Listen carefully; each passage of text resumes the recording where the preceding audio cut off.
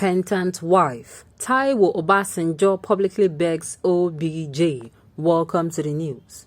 And please, subscribe to our channel.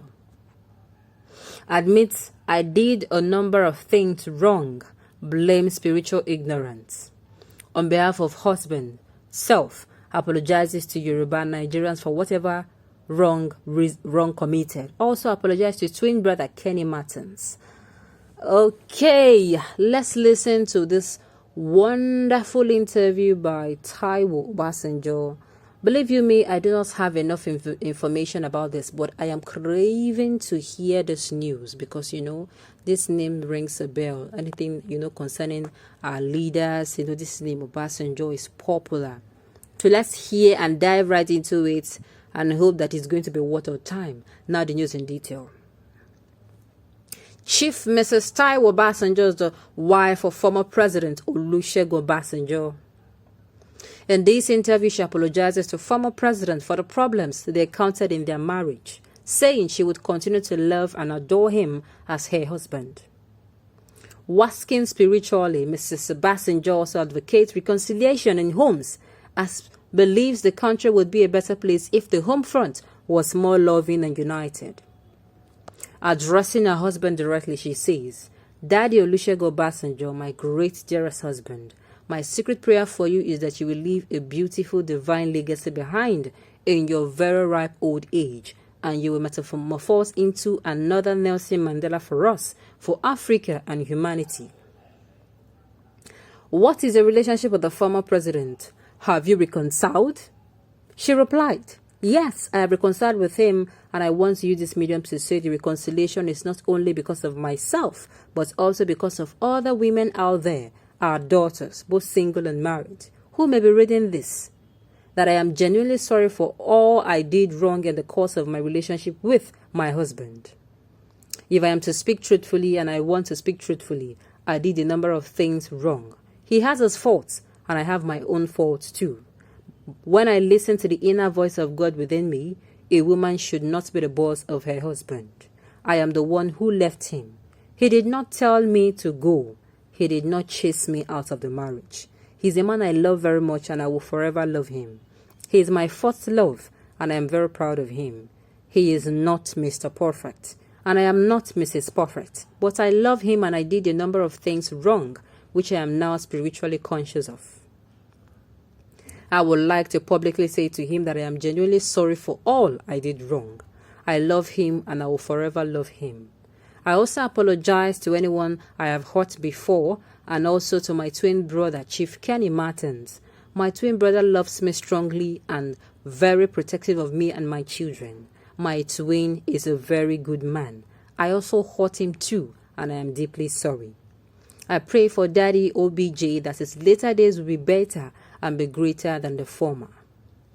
God will preserve and protect him and still use him for us. He is a legend. He is the class of Nelson Mandela. He is a great man. A lot of good is disposited in him. Inactive, not publicly, but put to use. I will even encourage you to gather themselves. I can even lead some of them if they approach me to him and get him to talk to government, if not at the federal level, but to state governors.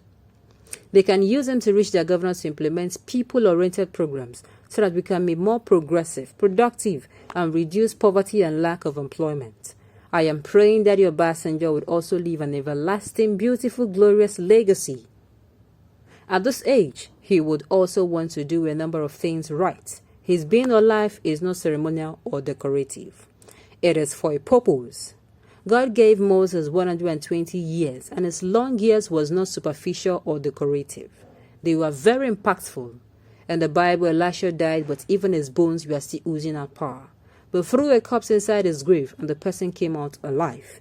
That the OBJ is a compassionate man who wants comfort as much as he can for the generality of the people, and is even useful in his old age.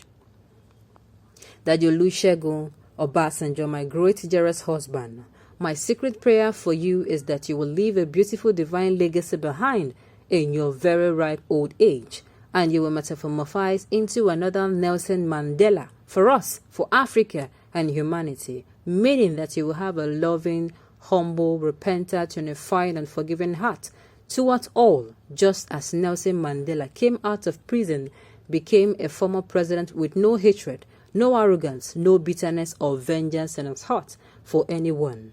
He loved all and forgave all, and embraced those who hurt him.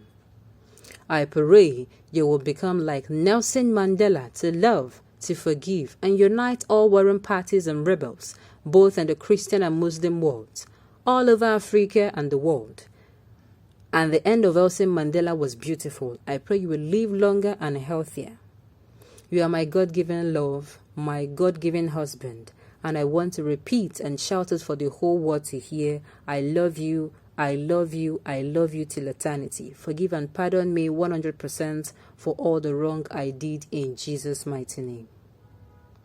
Submissive wives. It is biblically wrong for a woman to be the boss of her husband, to say that she wants to have her way all the time. A woman should be submissive. A woman should be humble in marriage. A woman should not be lord over her husband.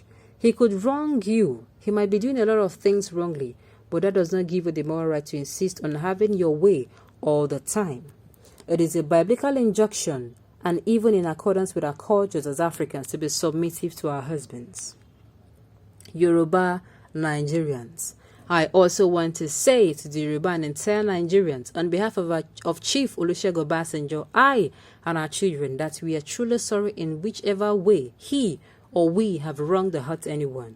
I humbly ask for genuine public forgiveness from all on his behalf and his entire family, in the name of God Almighty. I am not trying to market him or do PR for him, but he is a man that means well for the people. A number of things have happened in the family. People have read about them, and I have also reacted, but that is not what God expected from me as a Christian wife. That OBJ means well, he is not a bad person, and he can still be useful in this nation. He's an elder statesman now, and I believe God did not keep him alive for the fun of it.